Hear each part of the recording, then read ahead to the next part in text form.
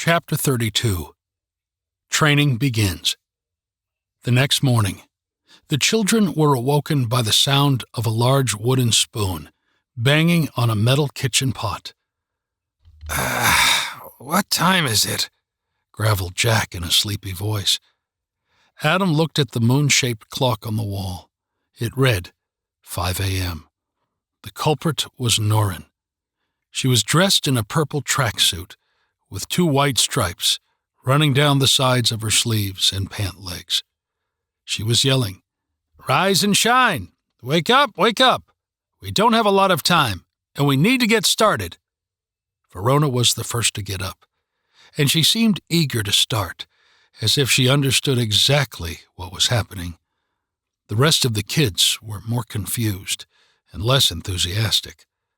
Lake was second, followed by Adam, Jack, and finally, Lincoln joined the group in the living room. When he joined the others, Verona told her brother to turn off his music.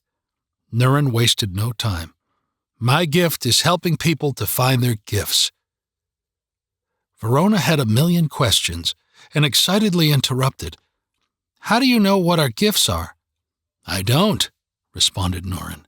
"You will have to figure that out on your own. But something tells me that you already have a pretty good idea what it might be." To this, Verona looked puzzled, but Jack excitedly exclaimed, "I'm invisible. I've always had that power." Norrin gave Jack a curious look and then said, "Very good. To start, you will all need to meditate to help you find peace and total serenity. Then, you will search from within to find your special talents. However, this is, of course, easier said than done. It is not an easy process and will take great concentration and more control than you ever thought you had." Lincoln quietly whispered, "I have no talent. I can't do anything." Norrin knelt and looked Lincoln in his eyes. She put her hands on his cheeks and said, "You all have gifts, but you, my dear, are very powerful. You just need to cut through your wall of self-doubt, believe in yourself, and you will find your immense strength." Norrin then lifted Lincoln's headphones off of his shoulders, placed them back over his ears, and told him, "Push play."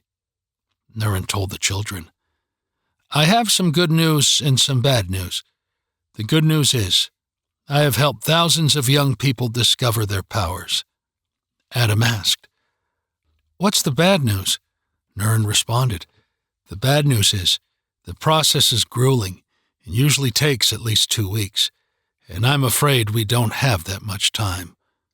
Verona asked, "Have you ever done it in less than 2 weeks?" "Yes," Norrin responded very quickly, "but only twice, I think." She added in a much lower tone. Undeterred, Verona asked, "Have you ever done it in a week?"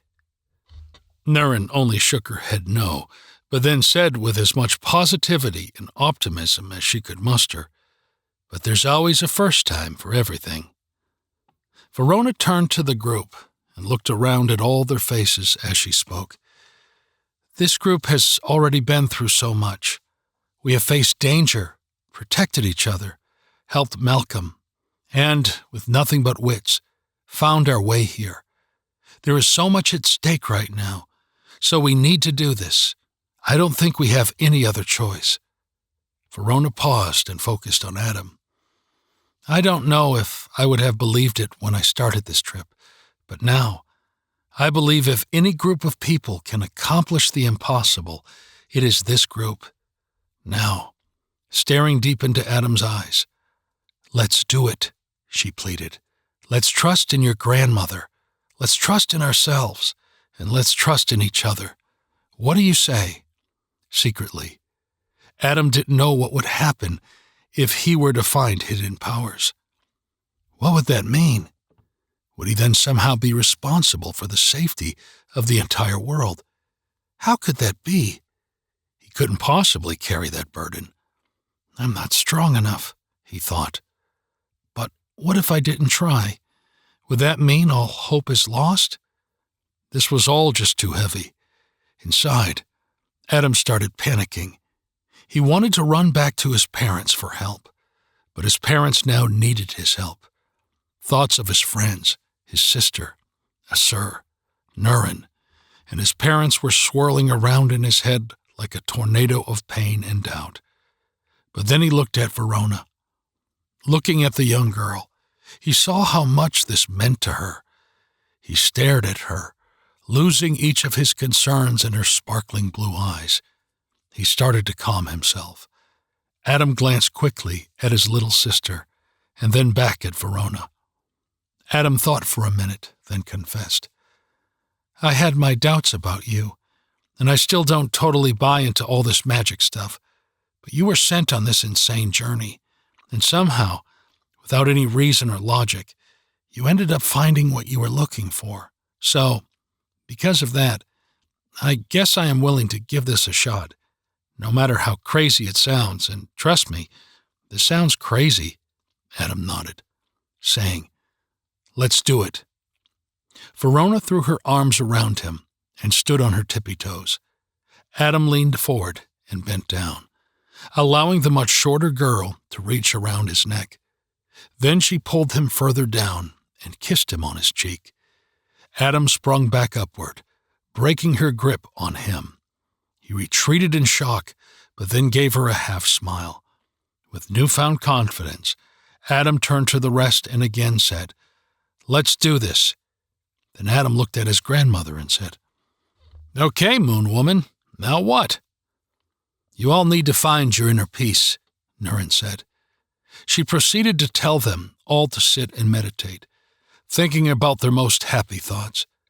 Find what makes you the happiest and bask in the way it makes you feel, she instructed.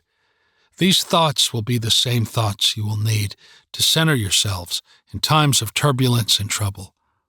Your happiest moments may snap you out of a downward spiral, give you strength, and could even save your life.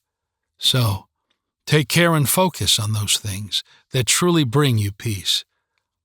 The kids spread out and positioned themselves around the small house. Adam sat at the dinner table. Lake found a small closet. She opened the door, walked in, and sat on the floor. Lincoln decided to sit on the living room couch, and due to her subconscious and never-ending desire to protect her brother, Verona instinctively chose a spot not too far from Lincoln. She sat in a chair next to the couch and to the left of the fireplace. Wanting some fresh air, Jack chose one of the rocking chairs on the front porch. After everyone got situated, and the Moon Woman gave everyone some more directions and suggestions, such as how to refocus when their minds inevitably started to wander, she tapped Adam on the shoulder and said, Let's go.